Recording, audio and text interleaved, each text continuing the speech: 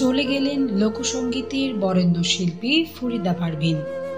শনিবার 14 সেপ্টেম্বর রাত 10টা 15 মিনিটে তিনি মারা গেছেন। ইন্না লিল্লাহি ওয়া ইন্না ইলাইহি রাজিউন।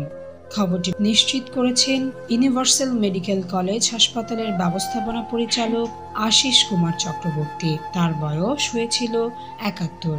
তিনি স্বামী এবং 4 সন্তান রেখে গেছেন। দীর্ঘদিন ধরে কিডনি জটিলতায় ভুগছিলেন ফরিদা পারভীন। কিছুদিন ধরে পরিস্থিতি এমন পর্যায়ে এসে দাঁড়িয়েছিল, সপ্তাহে 2 দিন তাকে ডায়ালাইসিস করাতে হতো।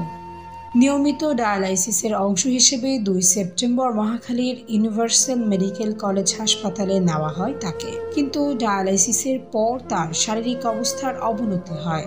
তখন চিকিৎসক তাকে হাসপাতালে ভর্তি করানোর পরামর্শ দেন। এরপর থেকে তিনি হাসপাতালের আইসিইউতে চিকিৎসাধীন ছিলেন।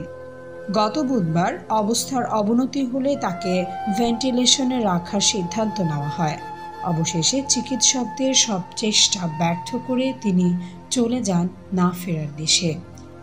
1954 সালে 31 ডিসেম্বর নাটোরের সিংড়া থানায় জন্ম নেয় ফরিদা পারভীন।